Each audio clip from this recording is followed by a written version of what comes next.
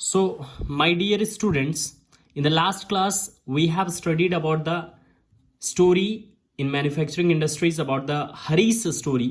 हमने उसमें देखा कि उनके फादर ने किस तरीके से डिफरेंट इंडस्ट्रीज के बारे में एक्सप्लेन करा. लार्ज इंडस्ट्री हमने पढ़ा था, स्मॉल इंडस्ट्रीज पढ़ा था, हाउस होल्ड इंडस्ट्री के बारे में भी देखा था, और हमने एक डेफिनेशन देखा था मैन्युफैक्चरिंग का. मैन्युफैक्चरिंग क्या था? Production of goods in large quantities after processing from raw material to more valuable products is called manufacturing. ये हमने लास्ट डे पढ़ा था. इवन हमने ये भी देखा था कि डिफरेंट सेक्टर्स हैं, ठीक है, लेकिन उन सारे सेक्टर में सबसे इंपॉर्टेंट सेकेंडरी सेक्टर जो इसमें इन्वॉल्व होता है. तो इंपॉर्टेंस हम लोग आज पढ़ने वाले हैं मैन्युफैक्चरिंग का. मैन्युफैक्चरिंग का क्या इंपॉर्टेंस होता है हमारे डेली लाइफ में, हमारे कंट्री के लिए, हमारे नेशन के लिए, अपने स्टेट के लिए या अपने फैमिली के लिए. क्या एक इंपॉर्टेंस है किसी भी मैन्युफैक्चरिंग इंडस्ट्रीज का? तो सबसे पहला और सबसे इंपॉर्टेंट मैन्युफैक्चरिंग का ये पार्ट है कि मैन्युफैक्चरिंग अगर किसी भी चीज हो रहा है, किसी भी चीज का हो रहा है, तो रॉ मटेरियल्स को ग्रो करने के लिए एग्रीकल्चर में सबसे पहले मॉडर्नाइजेशन आता है बच्चों, ठीक है. एग्रीकल्चर में मॉडर्नाइजेशन आता है और उसके साथ साथ उसमें काफी लोग डिपेंड होते हैं, और इसी डिपेंडेंसी की वजह से जॉब क्रिएट होता है. मतलब कहीं ना कहीं अनएम्प्लॉयमेंट जो है दूर हो रहा है इसकी वजह से, और काफी लोग, काफी रिसोर्सेस इसमें लग रहे हैं. तो सबसे बेटर हमारे पास एक ऑप्शन बन सकता है, एक पॉइंट बन सकता है कि मैन्युफैक्चरिंग का ये इंपॉर्टेंस है that it creates an a job. Okay, that's why it is just deleting the unemployment from our societies and all, so that development can take place of any particular country or any nation, है ना. Now, what is the second point? Industrial development is a precondition for eradication of unemployment and poverty from our country. ठीक है, ये जो industrial development है ये एक तरह से इराडिक्शन है किसका? अनएम्प्लॉयमेंट का, पॉवर्टी का, किसी भी देश का. मान लो कोई देश अगर गरीब है, वहाँ इंडस्ट्रीज सेटअप होते हैं तो उसमें काफ़ी लोग वर्क करेंगे. वो वर्क करेंगे तो उनसे जो वो मनी अर्न करेंगे उससे उनकी पॉवर्टी दूर हो सकती है, उससे अनएम्प्लॉयमेंट दूर हो सकता है, ठीक है. So this was the main philosophy behind the public sector industries and joint sector ventures in India. It was also aimed at bringing down regional disparities by establishing industries in tribal and backward areas. ठीक है, तो जितने भी tribal areas हैं या backward areas हैं India के, खास करके इंडिया के बैकवर्ड एरियाज में, ट्राइबल एरियाज में, तो काफी ज्यादा इंडस्ट्रीज वगैरह सेटअप किया जाने लगा.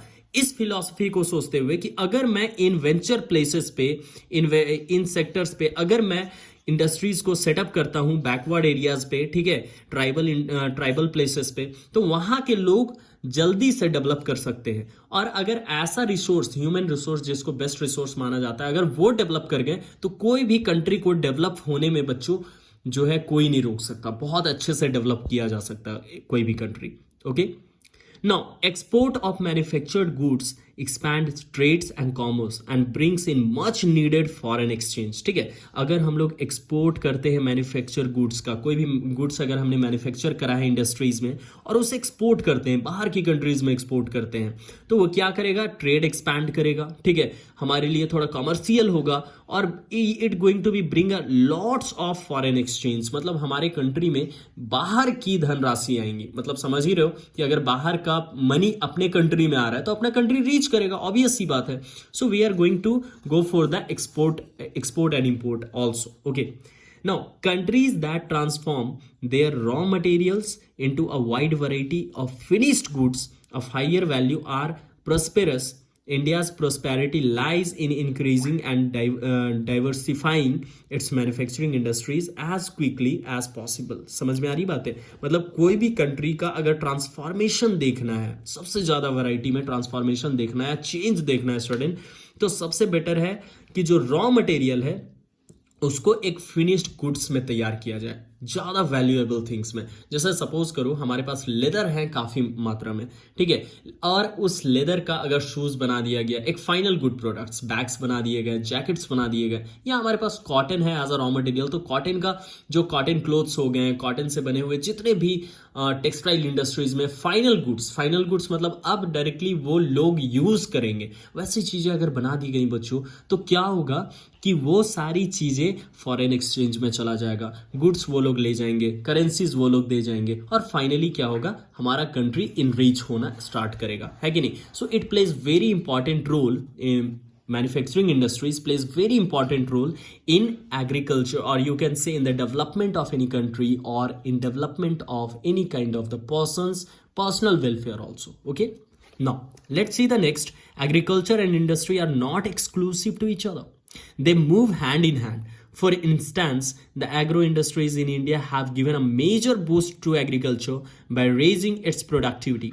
They depend on the latter for raw materials and sell their products such as irrigation pumps, okay, fertilizers, insecticides, pesticides, plastic and PVC pipes, जिसका फुल फॉर्म भी आप लोगों को मैंने साइंस में एक्सप्लेन करा था, याद करो. What is the full form of PVC? Comment in the comment section. Yes, correct. Polyvinyl chloride pipes. Okay, polyvinyl chloride pipes. Very good. Machines हैं, tools हैं, etc. To the farmers. Thus, development and competitiveness of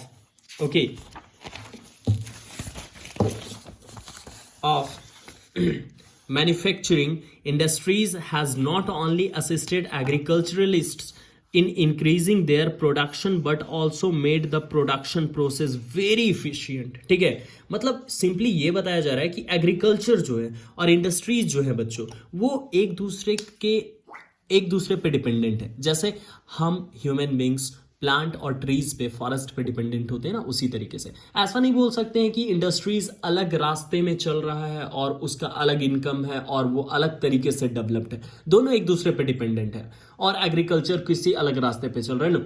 suppose we are getting the raw materials from the agriculture, the first thing, और फिर agriculture को उसके आवाज में क्या मिल रहा है? तो एग्रीकल्चर को उस इंडस्ट्रीज से ढेर सारे टूल्स मिल रहे हैं, ठीक है, मॉडर्नाइज मशीन्स मिल रहा है, ठीक है, पेस्टिसाइड्स, फर्टिलाइजर्स मिल रहा है. इससे क्या होता है कि धीरे धीरे एग्रीकल्चर भी हमारा जो है एडवांस होता चला जा रहा है. That's why it is written here that it help in the increasing their productivity. मान लो कि पहले के टाइम में हम लोग अगर एग्रीकल्चर कर रहे होते थे तो हमारे पास हल वगैरह हुआ करता था, लकड़ियों के बने हुए होते थे सारी चीजें, ठीक है. मशीन्स के जगह मैन पावर वर्क कर रहा होता था, काफी ज्यादा मेहनत का वर्क होता था, काफी ज्यादा कॉस्ट इफेक्टिव भी होता था, ठीक है, लेबर चार्ज लगते थे. अब क्या है, सारे लेबर चार्ज को एक्सक्लूड करके मशीन्स उसे रिप्लेस कर गया. और ये मशीन्स कहां से आया? तो मशीन मैन्युफैक्चरिंग इंडस्ट्रीज से बन करके आए. तो दोनों कहीं ना कहीं एक दूसरे को सपोर्ट करता है डेवलपमेंट के लिए, ठीक है. So in the present day world of globalisation our industry needs to be more efficient and competitive. ठीक है, अभी के समय में अगर ग्लोबलाइजेशन में देखा जाए बच्चों तो हमारे जो इंडस्ट्री है ना उसको और एफिशिएंट और कॉम्पिटिटिव जो है होना मांगता है. Like self sufficiency alone is not enough. अगर हम ये सोच करके अलग हो जाए एग्रीकल्चर से, suppose I am in industry and I will think that agriculture is not going to be help me, और मैं ये सोच करके अलग हो जाऊं कि सारा प्रोडक्शन तो हमारा होता है, सारा बेनिफिट हमारा होगा, तो एग्रीकल्चर से ना हमको लेना है ना देना है, तो क्या होगा, वो हमारे लिए इनफ नहीं होगा आज के डेट में. मतलब सफिशियंसी तभी होगी, सेल्फ सफिशियंसी तभी होगी जब अलोन नहीं एकजुट होकर के हम लोग जो है वर्क को करें. बचपन में आपने स्टोरी भी पढ़ा होगा कि एक पिताजी के 4 बेटे होते हैं, आई थिंक यू रिमेंबर, है ना, और चारों जब एक पिताजी का तबीयत खराब हो जाता है तो चारों बच्चों को एक एक करके जो है लकड़ियां देते हैं कि इसे ब्रेक करके देखो. चारों ट्राई करते हैं, कोशिश करते हैं, लेकिन नहीं टूट पाता है. बट जो है एक बार में सिंगल लकड़ियां देते हैं तो सारे लोग तोड़ लेते हैं, लेकिन जब सारे मिला करके, सारी लकड़ियों को मिला करके दिया जाता है एक एक करके, तो वो लोग तोड़ नहीं पाते. उससे उन्हें यही मैसेज बनता है कि हैंड टू हैंड, साथ में मिल करके अगर काम किया जाए तो डेवलपमेंट आ सकता है. लेकिन अगर अलग अलग काम करोगे, अलग अलग रह करके काम करोगे, तो फिर कभी भी डेवलपमेंट नहीं आ सकता है. Here we can take the example from that story that how industries, okay, and you can say the agriculture is interrelated, correlated to each other for the development of a country's welfare, है ना, economy. So self sufficiency alone is not enough. Our manufactured goods must be at par in quality with those in the international market. Only then will we be able to compete in the international market. तभी हम लोग जाकर के international market में अपने जो है valuable products को सेल कर पाएंगे और एक बढ़िया क्वालिटी जो है दे पाएंगे, है कि नहीं. No, what are the contribution of industry to national economy? तो हम लोगों ने ऑलरेडी पढ़ रखा है, लेकिन एक एग्जैक्ट डाटा को लेकर के अब हम लोग समझने वाले हैं कि कैसे कोई भी इंडस्ट्री का कंट्रीब्यूशन जो है नेशनल इकोनॉमी में होता है, एक देश के इकोनॉमिक डेवलपमेंट में एक क्या कंट्रीब्यूशन रहता है एक इंडस्ट्री का, है ना बच्चों? तो the one thing you must have remember, I think, about the GDP, which you have studies in the economics also. So what is the full form of GDP? First of all, comment in comment section. Okay, yeah, gross domestic product. Very good. So over the last 2 decades मतलब 10 साल के tenure को बोलते हैं, तो 2 decades मतलब 20 years को बोल सकते हैं, है ना? The shares of manufacturing sector has stagnated at 17% of GDP, है ना? Out of a total 27% for the industry, which include 10% for mining, quarrying, electricity and gases. यहाँ आपको एक एग्जैक्ट डाटा बताया हुआ है कि लास्ट 2 डेकेड्स का एक जनरल शेयर मैन्युफैक्चरिंग सेक्टर का देखा गया कि 17% जो है जीडीपी, है ना, जिसमें से मतलब 27% में 17% जो है जीडीपी, है ना, कहाँ से आ रहा है? इंडस्ट्री से आ रहा है, जिसमें कौन कौन से इंक्लूड, और बाकी के 10% में कौन कौन से इंक्लूड है? माइनिंग हो गया, क्वेरिंग हो गया, इलेक्ट्रिसिटी हो गया, गैस हो गया, ये सारी चीजें इंक्लूड है। So this is much lower in comparison to some East Asian economies. ठीक है, अगर ईस्ट एशियन इकोनॉमीज की बात करें बच्चों, मतलब एशिया में अगर ईस्ट साइड के जो इकोनॉमी होते हैं, कंट्रीज में इकोनॉमी होते हैं, उनसे अगर हम कंपैरिजन करें, उनकी अगर हम बात करें, जहां पे इट इज 25 to 35%, और हमारे कंट्री में कितना हो रहा है? 27% हो रहा है। तो कहीं ना कहीं हम लोग उससे, है ना, मतलब उसके रेंज में है। लेकिन एक होता है कि डेवलपमेंट के लिए थोड़ा और ज्यादा रिक्वायरमेंट होगा, हैंड इन हैंड वर्क होगा तो और ज्यादा रिक्वायरमेंट होगा। So the trend of growth rate in manufacturing over the last decade has been around 7% per annum. ठीक है, पर एनम इन प्रत्येक ईयर, है कि नहीं? तो लास्ट डिकेड की अगर हम लोग बात करें, लास्ट डिकेड से हमारा अगर डेवलपमेंट ट्रेंड का ग्रोथ रेट क्या हुआ है मैन्युफैक्चरिंग में, तो मैन्युफैक्चरिंग में 7% पर एनम का, मतलब प्रत्येक ईयर हमारा 7% का ग्रोथ रेट चलता चला आ रहा है। ठीक है, so the desired growth rate over the next decade is 12%। और डिजायर्ड ग्रोथ रेट क्या चाहिए हमें लगभग जो है 12% का ग्रोथ रेट चाहिए मिनिमम। ओके, अभी 7% का चलता चला आ रहा था, और हमें रिक्वायरमेंट कितने का है? 12% पर एनम का। तब कहीं ना कहीं थोड़ा डेवलपिंग से डेवलप कंट्री की ओर हम लोग और ज्यादा तेजी से अग्रसर हो सकते हैं, है कि नहीं? Now, since 2003, manufacturing is once again growing at the rate of 9 to 10% पर annum। और 2003 से लेकर के, जैसे 7% तो 2003 से पहले का हो गया, उस समय रिक्वायर्ड था हमारा 12% per annum.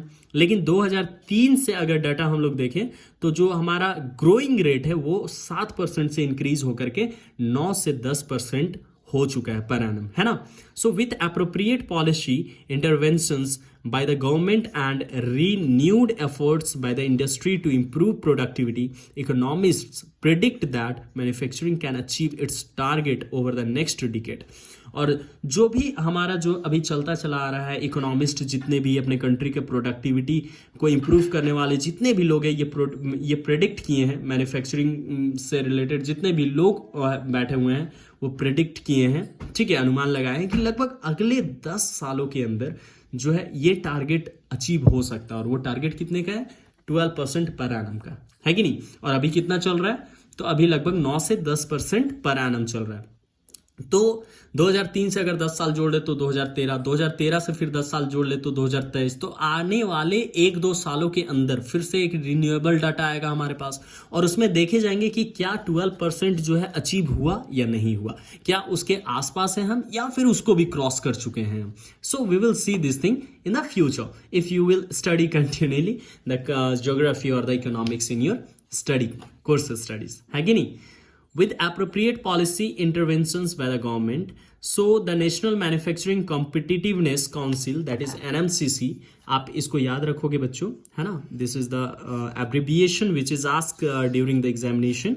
What is the abbreviation? NMCC, है ना? What does it mean?